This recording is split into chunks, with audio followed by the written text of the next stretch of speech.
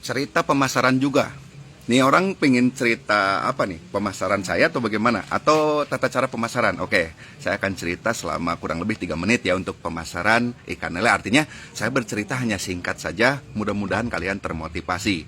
Sahabatku semua, budidaya ikan lele itu terbagi 3 segmen. Segmen pembenihan, segmen pendederan, segmen pembesaran. Pembenihan mijahkan lele, pendederan itu orang yang beli benih ukuran kecil, 1, 2, atau 2, 3 cm ke pembenihan.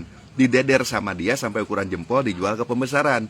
Segmen pembesaran adalah budidaya ikan lele mulai dari ukuran bibit segede gini, kalian cetak konsumsi.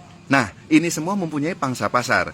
Oke, jika kalian posisinya di pembenihan, sasaran pasar kalian kemana? Ya, ini 2 orang ini, antara pendederan dan pembesaran. Kalau saya di Purwakarta ada orang-orangnya dan saya tahu. Dan ini hasil dari jerih payah saya. Dulu waktu saya di pembenihan, sob, se-Purwakarta saya dikelilingi sama saya ingin tahu saya di Purwakarta ini pembudidaya ikan lele sebanyak apa sih gitu. Dan saya ingin kenal semua kalau bisa gitu kan. Nah, timbullah orang-orang ini. Nah, ketika saya deket kan enak tuh nawarinnya. Weh, ini ikan mau panen ya, udah nih. Tuh ada bibit kecil di saya, gimana? Mau tarik nggak? Nah, itu dulu cerita saya, cerita singkatnya. Nah, posisi pendederan.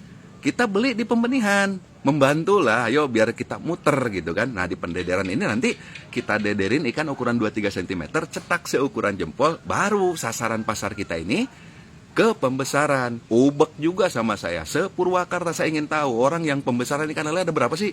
Untuk sasaran pasar saya ini, nggak mungkin kita di pembenihan di pendederan langsung ke pecel lele.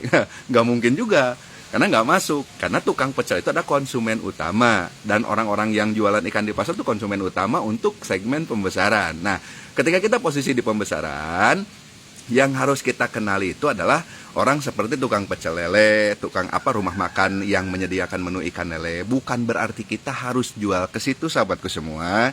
Seenggaknya kita dapat informasi, Bapak siapa sih yang nyuplai ke pecel lele Bapak? Siapa sih yang nyuplai ke restoran Bapak? Ini orangnya Pak, nah ini nomor WhatsApp-nya, itu sasaran kita.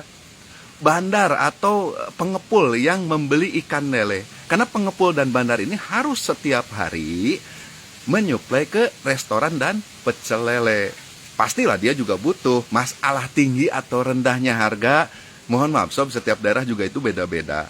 Saya sendiri juga mengalami manis pahit ketika saya diculasin orang lah, dikerjain segala macam. Ya saya udah kenyang. Lama-kelamaan saya pengalaman, lama-kelamaan orang mengenal saya tukang lele dan nggak berani seperti itu terus. Kalau kalian yang masih pemula punya pengalaman pahit, ya jangan diceritain dong, kan kalian masih pemula. Nanti juga lama-kelamaan kalian pasti akan punya taring dan power di budidaya ikan lele. Orang lain pasti akan menghargai kalian. Yang penting jam terbang kalian itu cukup.